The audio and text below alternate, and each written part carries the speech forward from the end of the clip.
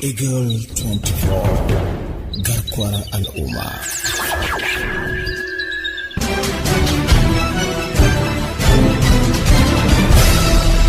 Ga labaran duniya daga Eagle 24 farko muhimman kanunsu. Mataimakin shugaban ƙasa Kashim Shettima tare da ministan tsaro sun je ta'aziyya jihar Kaduna. Gwamnatin Zamfara ta kwato motoci 50 daga hannun tsohon gwamnan jihar Bello Matawalle. Daga ƙetare, Amurka za ta taya sojin Najeriya rage hare-haren da ake samu bisa kuskure. Daga fagen wasanni akwai 'yan ƙwallon nahiyar Afirka guda 8 da suka fi shura a gasar Firimiya ta ƙasar Ingila. Masu sauraro Assalamu alaikum wa rahmatullahi wa barakatuhu. A yau muna Juma'a 24 ga watan Jumada Ula shekara ta 1445 bayan hijirar fiyayyen halitta Annabi sallallahu alaihi wa sallama daga Makka zuwa Madina, wacce ta yi daidai da 8 ga watan Disamba shekarar 2023. Kanin labaran kuka saurara yanzu ka cikakkun su tare da ni Mustapha Abdulmumin Gyaɗi-Gyaɗi. Mataimakin shugaban ƙasa Kashim Shettima ya je Kaduna domin ta'aziyar rasuwar mutum sama da 90 a sakamakon harin jirgin soji kan mahalarta taron maulidi a ƙauyen Tudun Biri da ke jihar. Shettima ya kai ziyarar ta'aziyyar ne tare da ministan tsaro Abubakar Badaru da kuma shugaban jam'iyyar APC na ƙasa Abdullahi Umar Ganduje. Sauran 'yan tawagar sun hada da shugaban majalisar wakilai Tajuddin Abbas wanda ɗan jihar Kaduna ne. Akalla mutum 87 da Kiristoci 3 ne suka rasu baya ga wasu mutum 66 da suka ji raunuka a harin bom ɗin wanda jirgin soji mara matuki ya kai bisa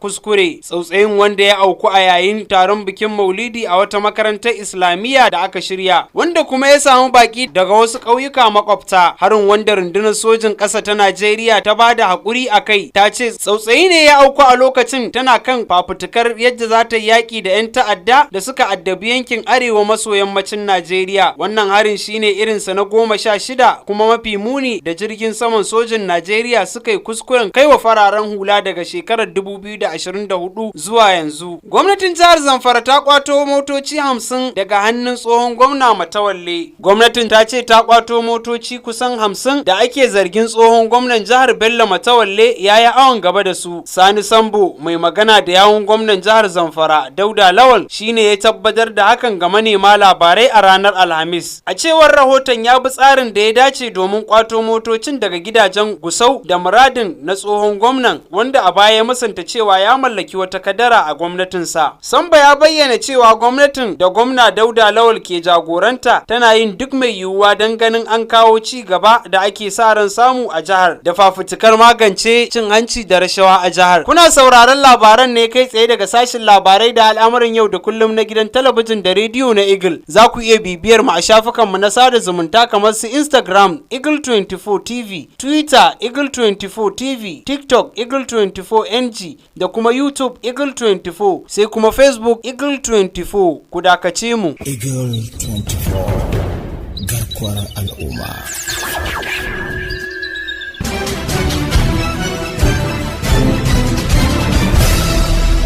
Barkanmu da dawowa. Daga ƙetare, gwamnatin Amurka ta ce a shirye take ta taimaka wa sojin Najeriya su rage yawan harin bom ɗin da ake kaiwa bisa kuskure akan fararen hula. Amurka ta yi wannan tayin ne bayan harin bom ɗin da aka kai na jirgi mara matuki a Kaduna, inda ya kashe mutum 90 tare da jikkata mutum 66. A ranar Alhamis ne Amurka ta sanar da cewa idan Najeriya ta ba ta dama za ta taimaka wa sojin ƙasar wajen amfani da fasahar na'ura wajen ƙara ƙarfin soji. Cibiyar kula da makamai ta Amurka ta sanar a Abuja cewa hakan zai kuma taimaka wa sojin Najeriya ta yadda ba za a same su da karya dokokin duniya a yayin gudanar da aiki ba. Jami'in cibiyar Falls Dan ya kuma yi ta'aziyar mutanen da suka rasu a harin jirgin da aka kai a Kaduna. Ya shaida wa manema labarai cewa ƙasarsa a shirye take ta taimaka wa Najeriya don ganin magance irin wannan matsalar a nan gaba. Yanzu sai rahoton wasanni tare da wakiliyarmu Khadija Awwal.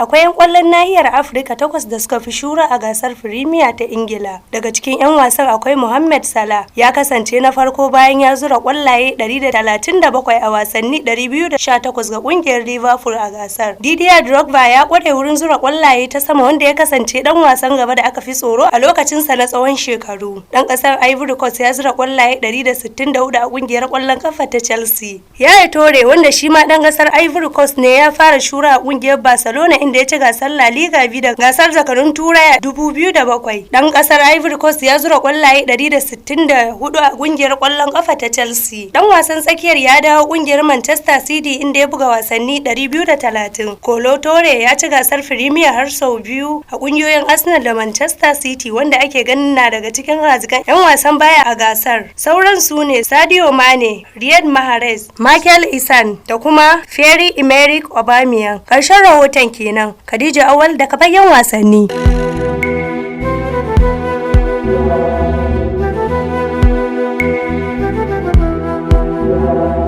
An gaida Khadija Awal da wannan rahoto. Duka a nan muka kawo ƙarshen labaran, sai dai kafin mu sallama ga bitar wasu daga cikin muhimman labaran da kuka saurara. Kun ji cewa mataimakin shugaban ƙasa Kashim Shettima da ministan tsaro sun je ta'aziyya jihar Kaduna. Gwamnatin jihar Zamfara ta kwato motoci daga hannun tsohon gwamnan jihar Bello Matawalle. Daga ƙetare kun ji cewa Amurka za ta taya sojin Najeriya rage harin da ake kaiwa bisa kuskure.